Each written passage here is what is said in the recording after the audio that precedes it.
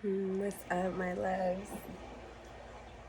I'm gonna do a quick reading for the full moon that is tomorrow. We got the Sagittarius full moon. Some other big planetary things going on as well is Mercury is about to go back into Gemini, which is its home. And planets love to be in their homes.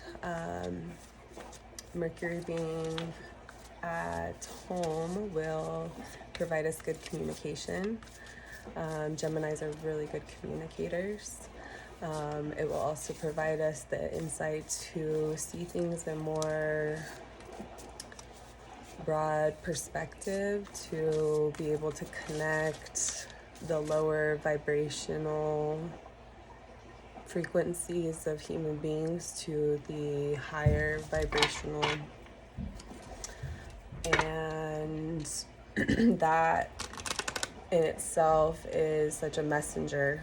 Mercury is the messenger of God, and that information that we can receive from the lower realms, the lower frequencies, our lower chakras, we can really be able to ascend that to a higher place and see the totality of it. When I think of Gemini, I think of yin and yang as well. Just this really good balance of being able to see the light and the dark. So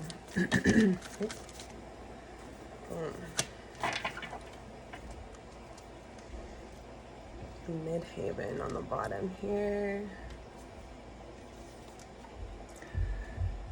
So Midheaven is basically the highest realm that we can seek, and that according to our chart, wherever a midhaven is where we can really excel, and not only excel but also ascend to a very higher realm, higher ascension through this lifetime, potentially. So like for me, my midhaven is Virgo, which is crazy because I'm also a Gemini, real heavily. So I have a lot of just Mercury energy in general. So I am good at communicating, but that has been even my shadow side too. Sorry, that's so loud.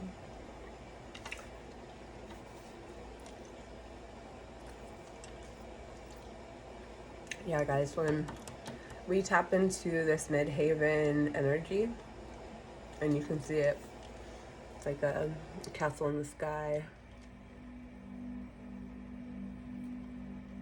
And again, like we've ascended, we have this castle that, yes, down here, it is grounded on earth, but it reaches the heavens.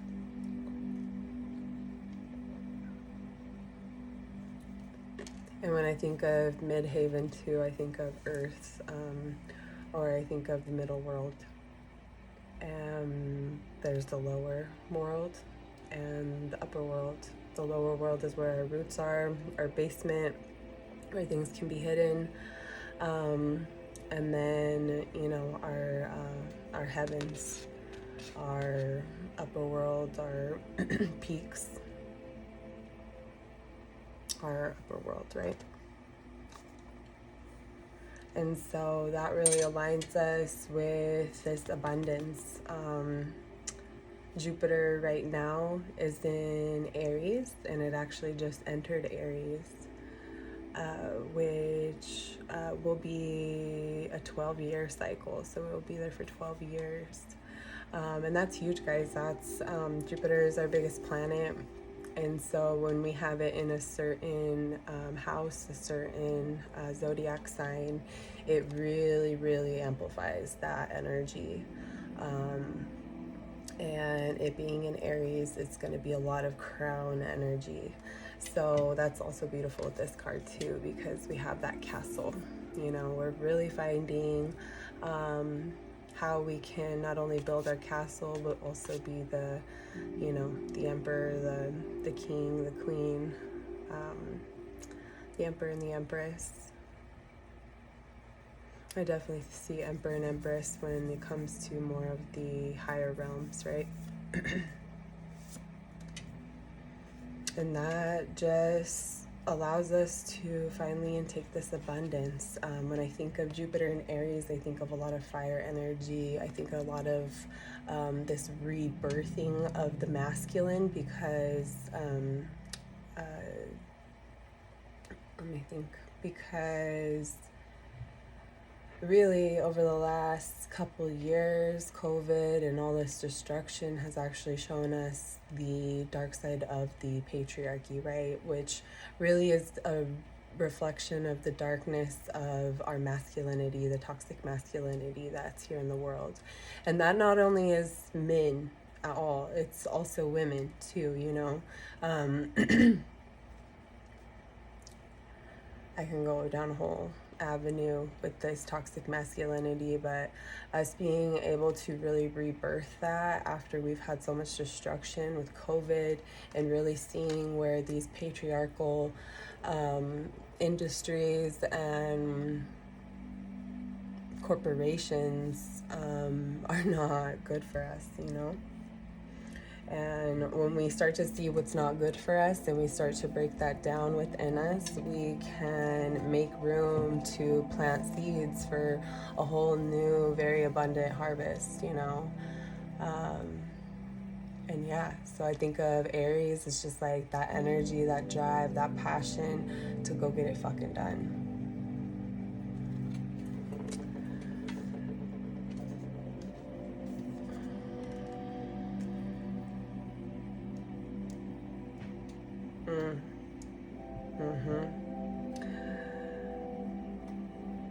Descent. So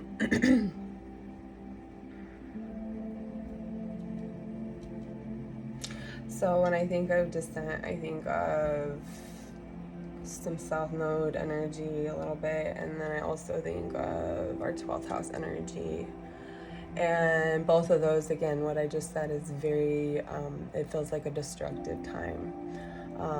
It's basically the caterpillar going into the chrysalis and becoming fucking worm soup and rebirthing itself as the butterfly. And so the descent is what I think of as the caterpillar breaking itself down into a new I want to say aqueous fluid. I don't know why. Aqueous fluid is like the fluid that's inside your eyeball, but it just like makes this new fluid to be able to like make a butterfly. Yeah, it's crazy actually. So it really is an invitation to ascend, right?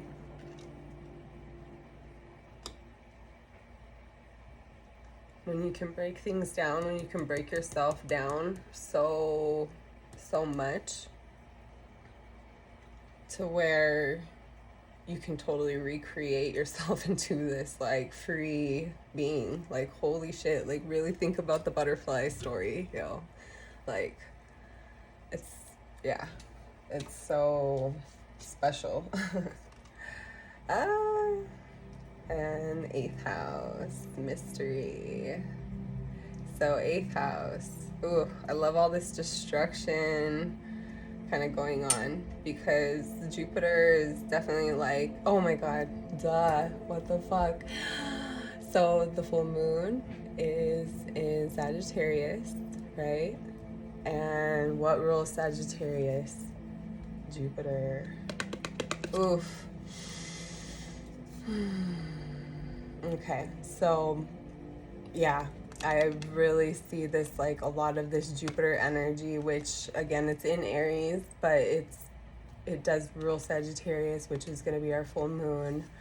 The full moon usually will illuminate our subconscious in a way that whatever we've been really pulling up since the last full moon, oof, and the last full moon was our Scorpio lunar eclipse, guys. So we pulled up a lot of a lot of things. Okay, so the 8th house is Scorpio energy, right? And that is, oh my God, there we go, the Scorpio lunar eclipse. Wow, thank you, Spirit. Thank you, God. It really brought up a lot of fucking old skeletons that were deep within us. A lot of deep lessons, a lot of karmatic lessons that I honestly, guys, like, it's not just from this lifetime, I'll be honest.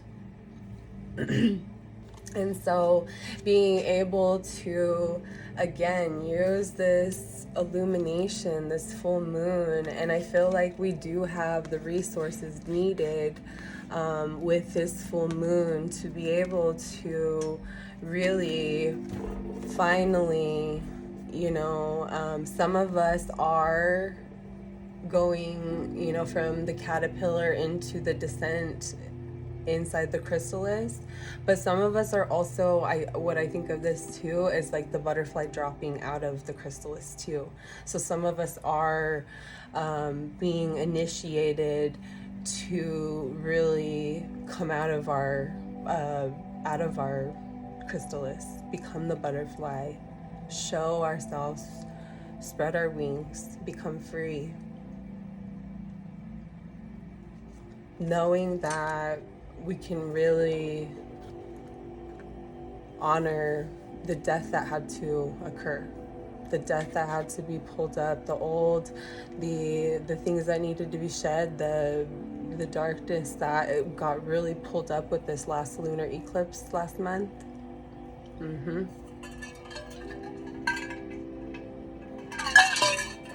Sorry, shouldn't have put ice in there. And we're just like, we're holding it with our gems, you know, and just like honoring it.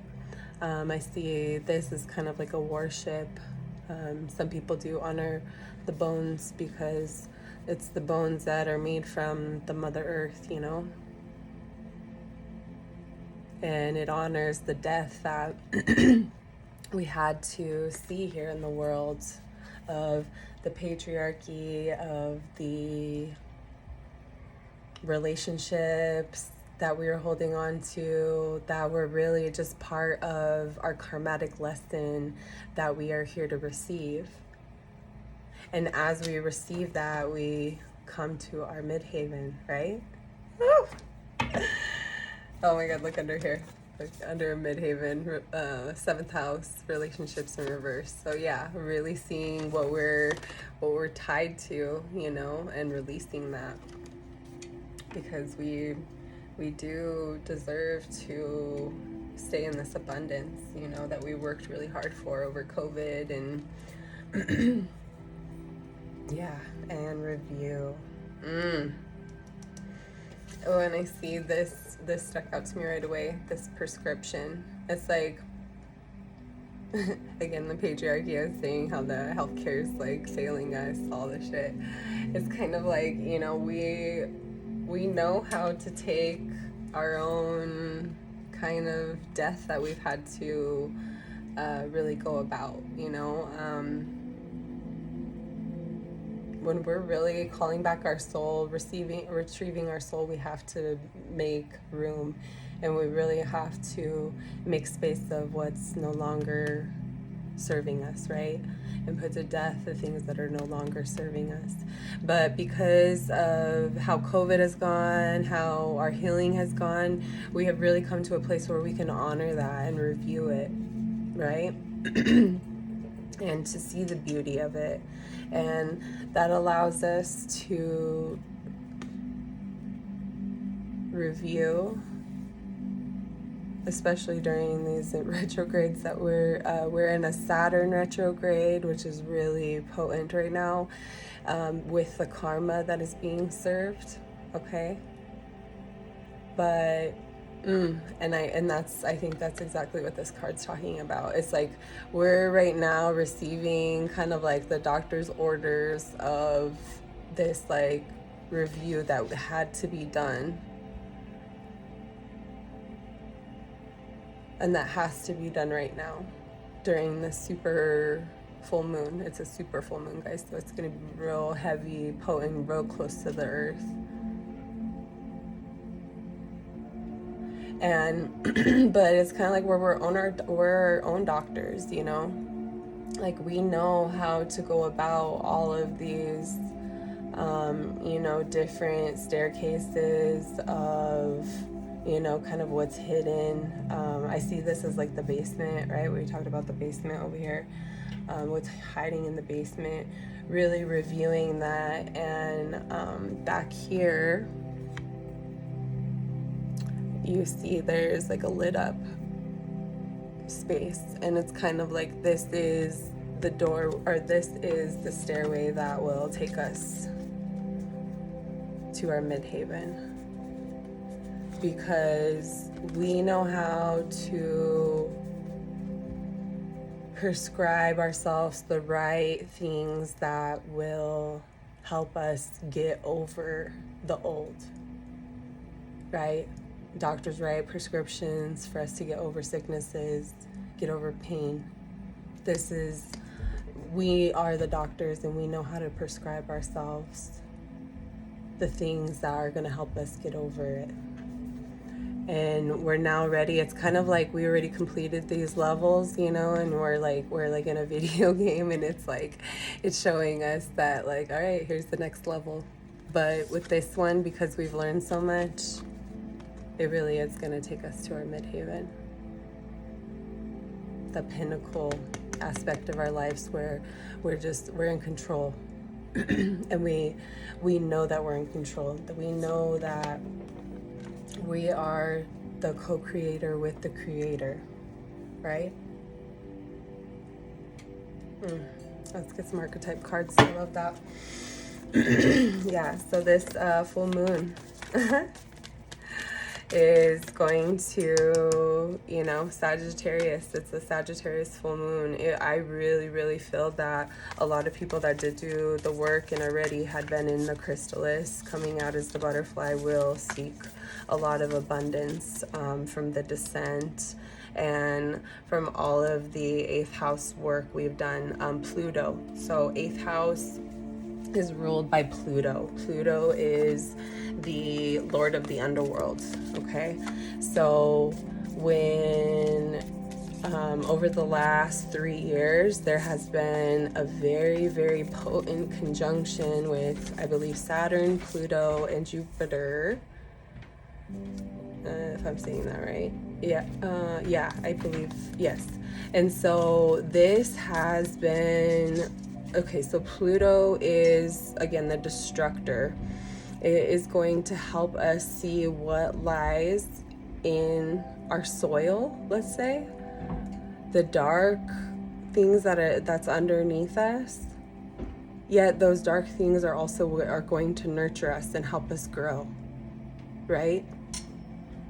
When we plant ourselves in our roots, you know, or sometimes our roots are not, it's not healthy, you know, it's very dark. So we had to kind of till the soil, get our own like nutrition, our own, you know, seek our own gems from our own, you know, experience, the own soil, but also, you know, pull out the skeletons that are not going to be good for us to plant with, you know. I know that's so dark, but so that's that Pluto and Scorpio energy. Scorpio 8th house is ruled by Pluto. This is the Scorpio house. So because the Scorpio lunar eclipse last month was so potent, we really, really got all that pulled up, right? Like I said earlier. And that's what this conjunction over the last, it's going to last a total of 3 years, I should say, but it really came potent in 2020. And, you know, to me, I know that our government knows what the fuck's going on with astrology, so I have quite the feels that they have really, because the last time this conjunction lined up was when we had, I believe, the Spanish flu. So it's known that we will have sickness. We will have things that need to clear out, entities that need to be cleared out, because there's new light energy being put here. So new darkness is really getting pulled out. We're seeing that with our patriarchy, the falling, okay? So that's that Pluto energy, and it's in conjunct with Jupiter, which was in Pisces, right? So more water energy. Pisces is also 12th house energy, which is very much like Scorpio, where we're reviewing. We have all the lessons from the 12 zodiac signs, and then we're getting ready to rebirth into Aries, right? Which is where we're at with Jupiter. So I know, sorry, this is a lot to handle, especially if you don't know astrology, but, and then with that conjunction with Saturn as well. So Saturn is the ruler of structure, of karma, of time, of space. As far as space, as Earth, Saturn rules Earth energy. It rules over Capricorn and half of Aquarius. So it's very earthy, sturdy energy, and it's very structured. And when we, you know, when we're in a job, or when we take on a new, let's say, diet regimen, we take on this new Saturn energy that's going to, you know, that needs to help us get real structured with our time, with our space, with cleaning out the things that no longer serve us, karma. Okay, and so that that conjunction has literally been coming in and fucking shit up. And because the new nodes, the new North Node and South Node is in Taurus and in Scorpio, we are having the rebirth of the feminine energy on a whole other level. So not only have we been destructing this toxic masculinity, toxic patriarchy, but we are allowing the feminine energy to be rebirthed, because we no longer have this heavy weight of like toxic masculinity. So it's allowing the feminine to rebirth, and then that will allow us to become more in union with ourselves, right? And that's the whole idea of the Aquarius age. Sorry to throw so much shit at you guys, but yes. So to kind of like summarize that up, we have been facing the conjunction since 2020, and it will not be finished until 2023, March 2023. And so what that conjunction is doing is really just picking apart this fucking world. And we see it in the natural world, we see it in the, you know, corporate, government, you know, policing world, all of this stuff. We're seeing it in stocks. Holy shit, financial shit, you know, cryptocurrency, all of that dark, those dark entities that were in those things are, you know, are being exposed right now. Heavy. That's what Scorpio does, is it exposes, it reveals the mystery that is lying deep underneath there, you know. Hold on, let me get organized here real quick before I get too crazy.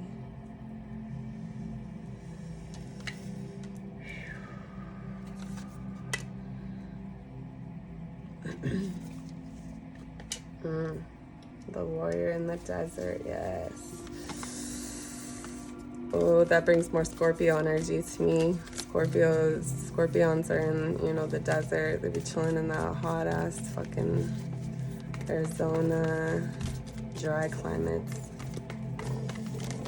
Yeah, so again with this full moon, what is this full? Oof, thank you, Spirit. On the bottom of that was the pilgrim. I'll show you that real quick.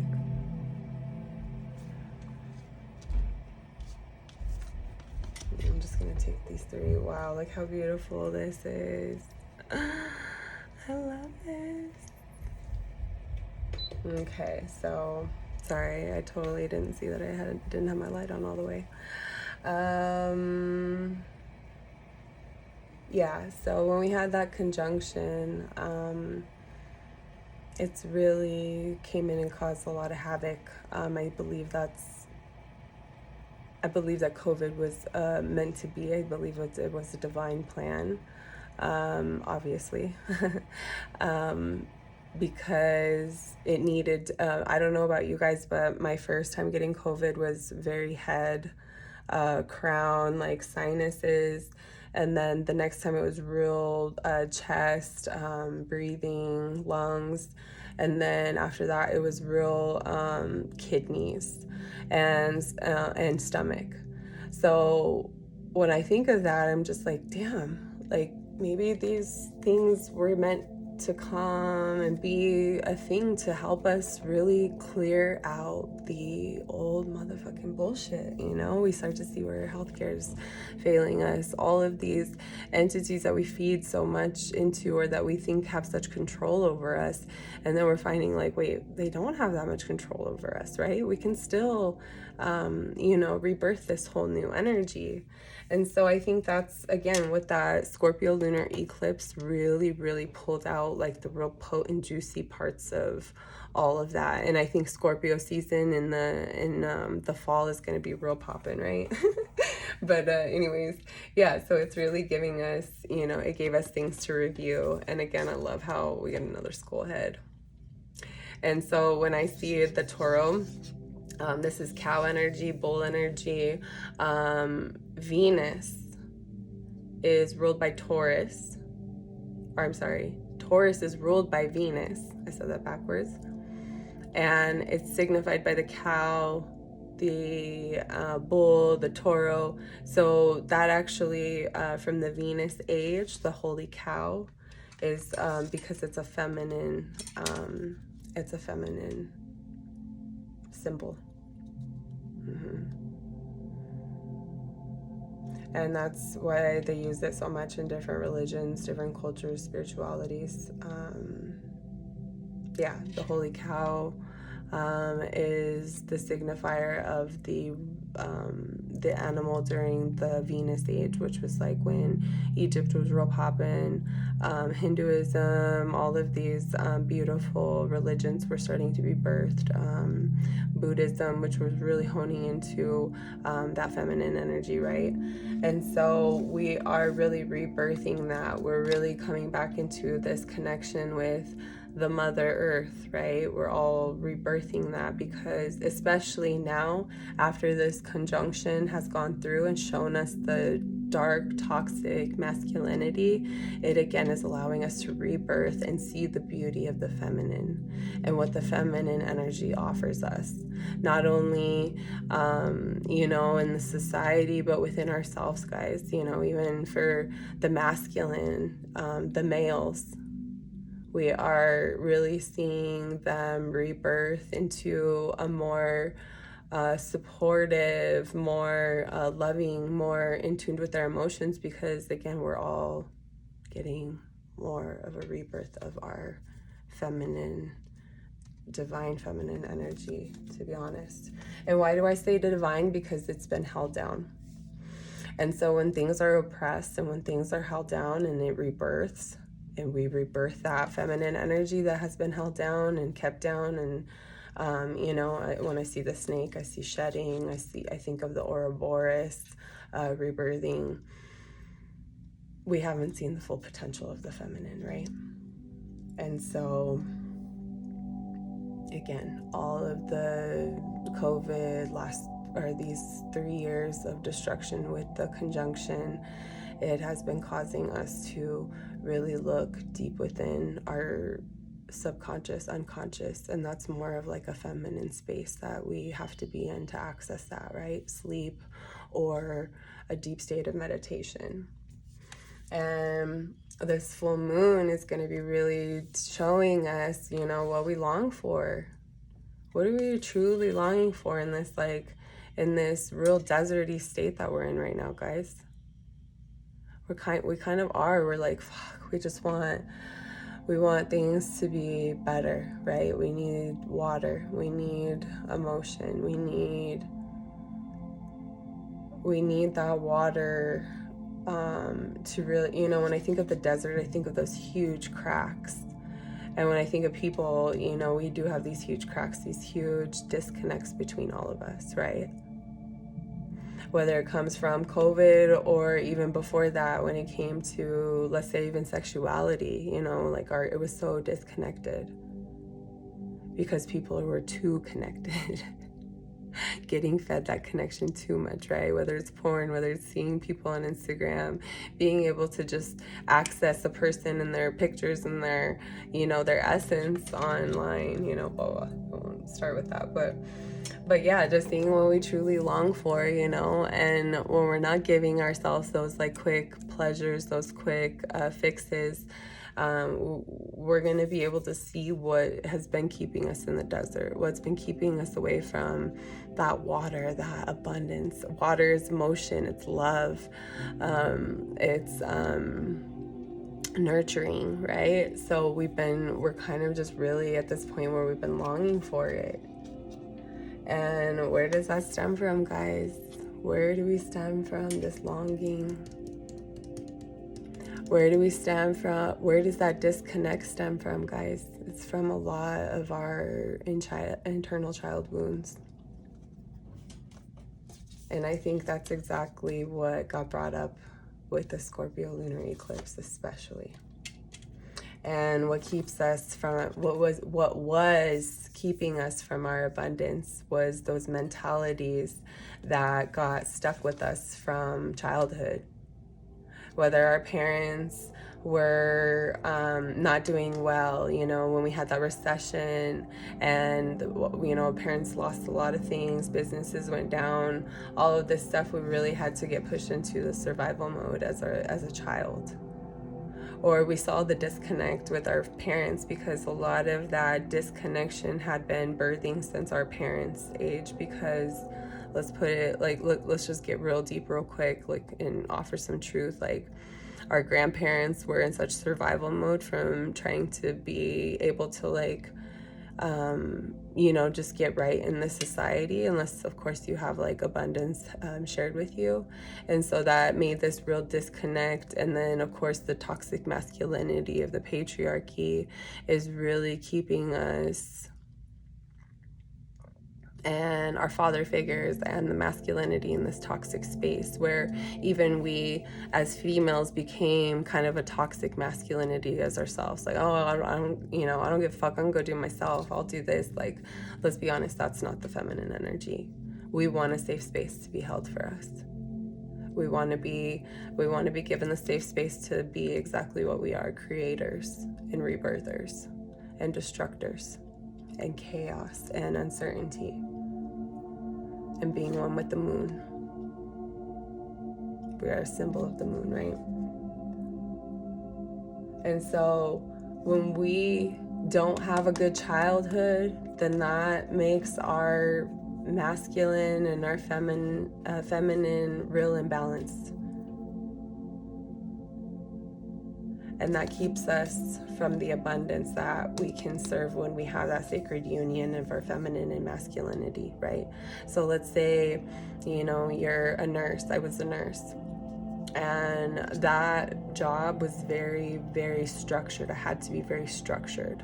But what also made me come into union with that job and made it very beautiful and fun was the nurturing and the mothering that I can give to people. And it did help me come into alliance with my abundance, right?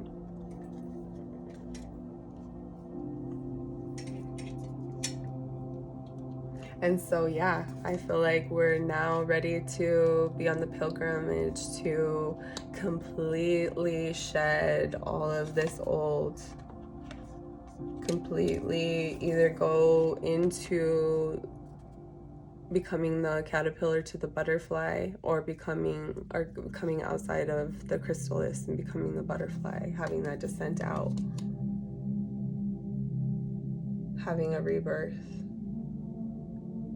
knowing exactly what we need to be able to get to this ultimate level here in the middle, right? The mid-haven level, that middle door that has not unlocked until we got this fixed, right?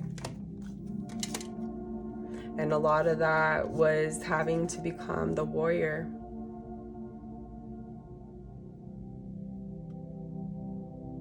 And when I see this, I also see this, this diamond, this gem, this medallion kind of here in the middle. And then, even the horns used to represent the crescent moon. And that's why a lot of the ancients saw the cows as being sacred, is because they had the crescent moon with their antlers, or with their horns. And that really goes to show for this, it's kind of like enlightenment of what lies beneath that moon energy, this full moon energy that is bringing up what lies beneath up to illumination, right? What lies beneath? The subconscious. The subconscious things that were really keeping us out in the desert from our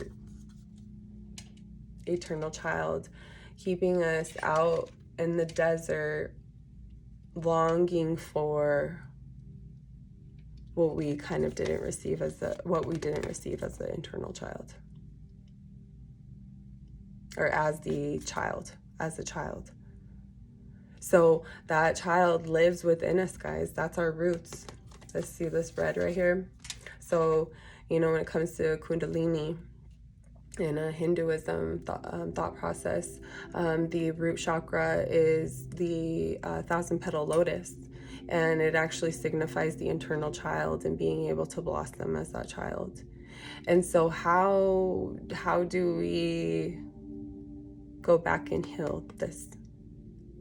Well, we use everything that is brought up to show us what we are truly needing to put to rest, what we truly long for out in the desert when there's no love, no emotion, no feelings.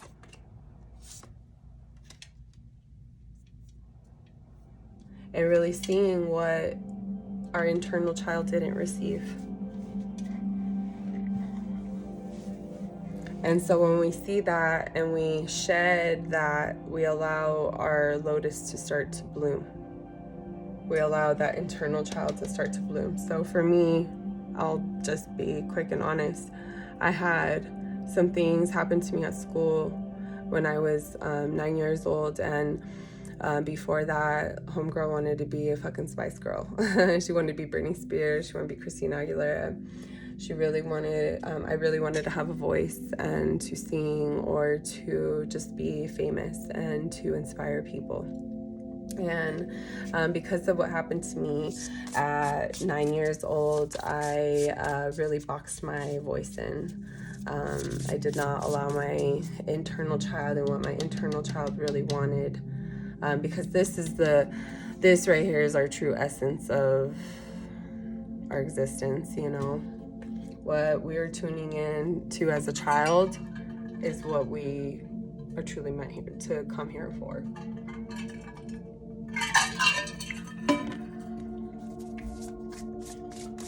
Let's say we're closer to the divine when we're children, right? When we're babies. Then when we're children.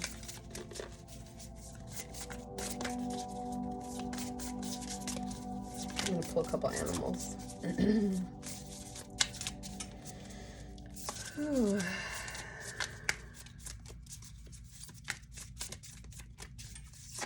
What do we long for? What? I love that lemon reverse.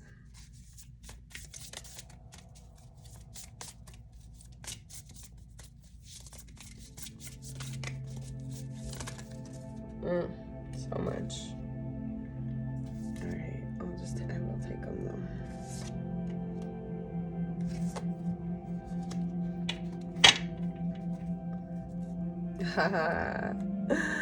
Wow, look at how beautiful these synchronicities are. All these colors. Ugh.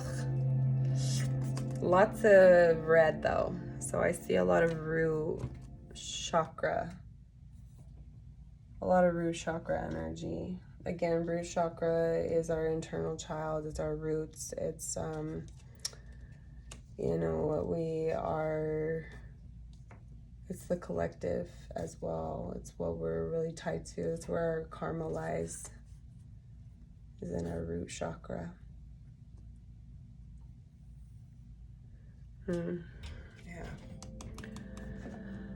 When I think of the cosmic egg, that is the last card of this deck. And it's kind of the culmination, again, guys, rebirth. This death and rebirth energy is real heavy. But yeah, just, you know, using this earthly based wisdom and starting to become rebirthed into this new paradigm will have us become more cosmic beings. You know, we'll see our overall connection with the overall cosmic level for a lot of us, but even on the earthly plane, we're seeing that deep connection that we have. And I'm hearing just like, especially when it comes to death and rebirth, right? And how that rebirth energy, that shedding is very painful, but it can be what we need to expand and to shed the old. And rebirth the new cosmic being that sees the high heavens, you know? That sees how the different planetary energies really intertwine with our are just a reflection of our microcosms inside of us, right? And so with these three guys, I see these just really sweet kind of creatures, right? When I see the lamb, I see a very soft, subtle, just very, I see, let's see. And when I think of the lamb, I think of Easter for whatever reason. Real Judeo-Christian vibes here. But more Easter, more than anything. And Easter, those like soft colors, that rebirthing energy when the sun is coming back over the equator. We have the spring equinox during Easter, right? And so I think of just kind of like maybe the softer beings that we were around Easter, just like so long ago. And this like soft lamb that, like, let's be honest, like, I don't really want to be a sheep, a lamb, like, I want to be a fucking wolf, right? And so really putting away that softness that we kind of had to be, you know? We had to kind of like come from this pendulum of like real hardiness to like real softness, and then, you know, to the middle. And I think putting away that softness and really being the warrior now in our new energy is us actually just being real good with our boundaries. And when I think of a hummingbird, I think of them just kind of like, you know, again, being soft, and I just think of the softness of this card. And even how hummingbirds are just like real quick in and out, and they're the most like fucking beautiful creatures, but they're kind of like a little mysterious to us human beings, as like to our eyes, because they're so fucking fast, right? So I think of us just like coming in and like getting that nectar real quick and leaving. Like, no, don't leave, like, don't run off, like, show your beauty, show your internal child, right? And when I think of the camel, I think of, like, I'll be honest, like, what came to my mind at first is like this struggling camel that's like holding a person on their back and all this luggage, and then this like hump full of water, right? So us just like really putting away and having, of course, better boundaries to not be such a subject to. And I mean, just, you know, holding a lot of baggage, holding a lot of extra emotion, I'll say, holding on to people that are weighing you down, is what I'll say. And becoming the cheetah. So when I think of the cheetah, I think of very fast moving, very agile, just quick, boom, boom, like fastest creature, really, right? In the kingdom, I want to say. Probably, yes. And so becoming this, but then I also see like cheetahs just be chilling too. They just be like, yo, they go and fucking get what they need real quick, nutrition wise, and then they're just chilling, cleaning up their paws, relaxing, being these like real divine, fucking amazing creatures that just are like incredibly fast, right? And I think that's exactly how life's going to be now, because we are so aligned. And when I think of a feline, lion, tiger, cheetah, panther, jaguar, you know, I think of these beautiful feminine and masculine union energies of like an animal, right? They have this like beautiful elegance. They're so exotic. Their skin and or their fur and everything is just so fucking enamoring, right? But they also have that fucking agile masculinity to like go get that shit done, go get fed, provide safety. And it kind of looks just like that more like childish energy, you know? So when we rebirth ourselves, you know, we really do kind of, I'll be honest, like it really does feel like you rebirth yourself and then you kind of come to a back around a timeline, because that's what everything is, you know? Just the past is the future if it's not handled or if we're caught in a loop, right? So just kind of re-seeing things from even having kids, seeing what I have to offer them and what I was not offered. And but also being of a place of like information, Aquarius age, where we have technology that teaches us, social media that teaches us how to handle these things a lot better, right? To not be so soft and subtle as a woman, to not, you know, to not like sit there and to show yourself, show your beauty, to just be holding on to this baggage, holding on to people, you know, having to put yourself out in the fucking desert. Oh my gosh, I didn't even think of that. Putting yourself out in the desert for motherfuckers, you know, we'll hold in your baggage, their baggage, and them. Oh, I love this reading. It was great. You know what? Let's get a quick little vampire oracle card. I love these cards too. I'm blessed with beautiful cards. Thank you. Faith, trust, unwavering confidence. 36, which is number 9. Number 9 is very self-fulfilled energy. And that's exactly what I see here, is like her heart's on fire. But protected, you know, protected by this lock that not everybody can have the key to, unfortunately. And setting our heart on fire after, or will really help us release and shed what is boxing our heart in, metaphorically, right? Or not metaphorically. Having faith.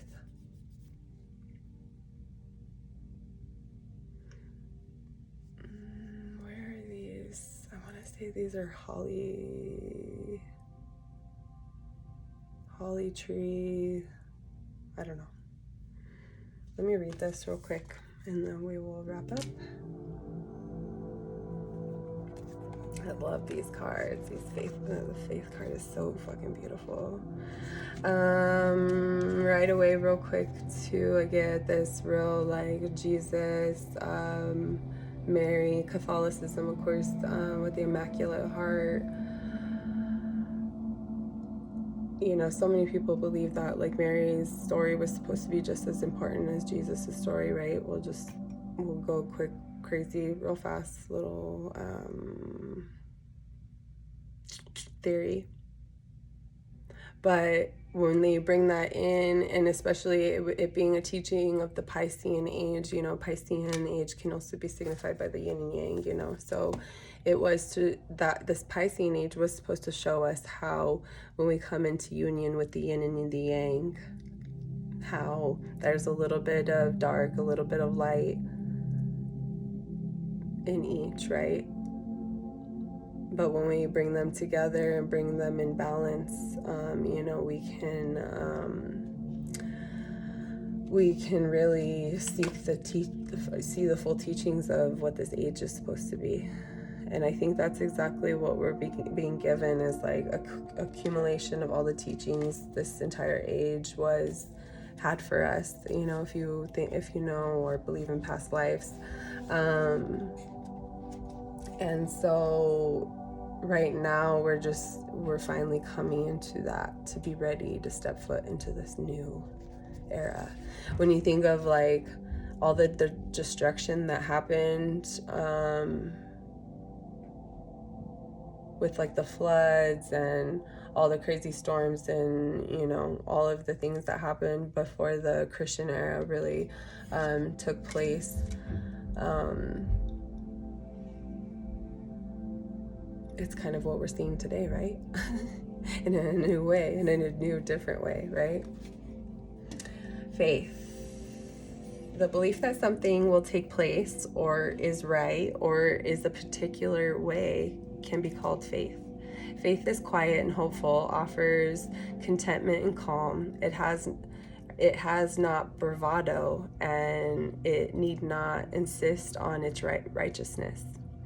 Faith is something we have too, and we observe it in the best of all of those we call humans, the warm-blooded ones of whom you are one. It is a beautiful gift that humans have to be believers in this quiet, gentle way. Faith is not always beautifully expressed. Faith is a loving, amazing quality, but it must be attached to something that is worthwhile. When this card arrives at your door, it is best to examine what it is you have faith in. What is faith to you? Were you taught faith as a child, and did you lose faith at one point? For you are often taught to believe in things that do not deserve your faith. It may now be time to relearn what it is you have enduring constant hope for, what you know will come to be, even if your eyes may never see it. And we know about faith, the persistent notion that all will be well in time. We will live with this faith. Without it, we would be dead inside. The human spirit has faithfulness at its core, at its best. To have faith is to remain loyal, but in a truthful, heartfelt way. Tender, moving, and full of grace, your faith may soon return to you. Choose wisely in what you place this gift of your faith. Blessing, your faith returns and you feel a true connection and comfort in your choices and plans. They are supported by the energy of the universe. Curse, feeling jaded and hurt by what you have learned, and you have lost some of your enthusiasm and innocence. Working with this card. If you have lost faith in a person, project, or humanity itself, it is time to re-examine the source of the faith. Know that it can be revived, and this time you may choose where you place this most beautiful and tender of faith. Holy moly. How aligned was that, guys?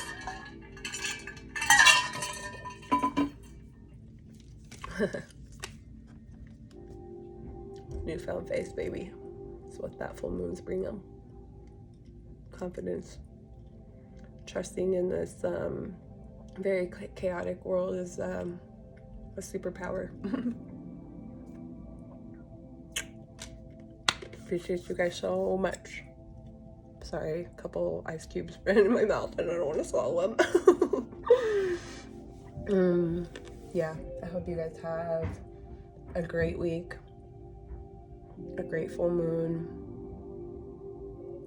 Release, shed, see what came up over this last couple months. What lessons, what big pop-ups, and how did we co-create that with the Creator? Mwah.